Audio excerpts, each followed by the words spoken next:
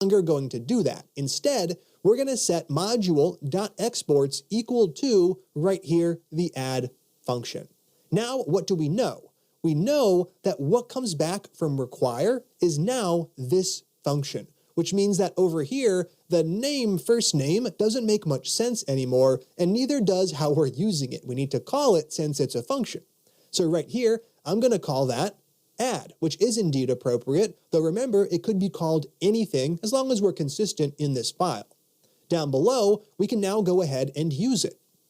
I am going to create a variable, sum.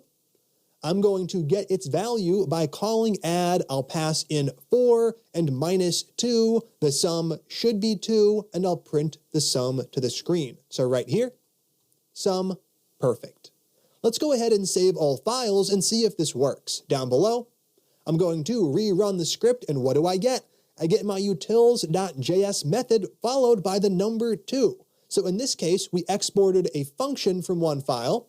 We then loaded it in with require in a separate file, and we were able to use it, which is a fantastic step in the right direction. Now it's challenge time, and it's going to be up to you to create a new function in a new file and use it in app.js. For the moment, we can go ahead and completely empty this file, or you could choose to leave it around as a reference for the future challenge. If you want to do that, you can just comment out each of the lines. There's a handy keyboard shortcut. It is Command / on Mac and Control / on other operating systems. I could highlight all of the lines here, use that keyboard shortcut to comment them all out, then I could just move them down below, leaving them in place as a reference to remember how things work. Now I'm going to paste in the challenge comments, and we'll talk about what I'd like you to do. So big picture goal.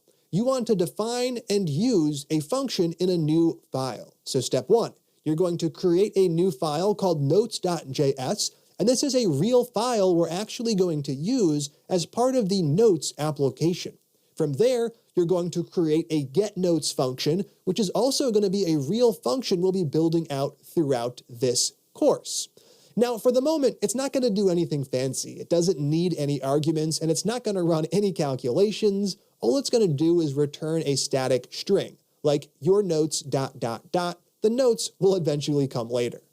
Step 3, you want to export the new function from the new file. Step 4, from app.js, you want to make sure you can load in that new function, call it, and print the message to the console. So in the end of the day, app.js should be requiring the new notes file. It should be calling that function to get the message, and it should be using console.log to print that message to the console. When you're done, you should run the program, and the message should print down below. Once again, as these challenges get more complex, it's okay if something's not quite clear or you're not quite sure how to do something. You can always go back to the video in the beginning and figure out exactly what happened. That's not cheating. That's called being resourceful. Actually memorizing things will come with time. All right, let's kick things off. Take a moment to pause the video. When you're done, come back and click play. How'd that go? Hopefully that wasn't too much trouble. We're going to go ahead and kick things off right now by creating that new file. Step 1, create a new file called notes.js. I'm going to put that right in the Notes app folder, notes.js, and we need to define a new function that returns the string your notes. The function should be called getNotes. Let's get that done. Const getNotes equals a brand new function. And all that function is going to do is return the string, your notes, ... Later on, it'll do much, much more. Now, step 3 is to make sure that this function actually gets exported. So export the getNotes function. Right now it's defined, but it's not exported, so no other file could take advantage of it. Right here, we're going to fix that. I'm going to use module.exports, which we used in utils.js. I'm going to set it equal to the thing I want to export. In this case, it is the getNotes function. Now, notes.js is all done. Everything else is going to happen in app.js. We have to load in the file, call the function, and print the message. Let's do that.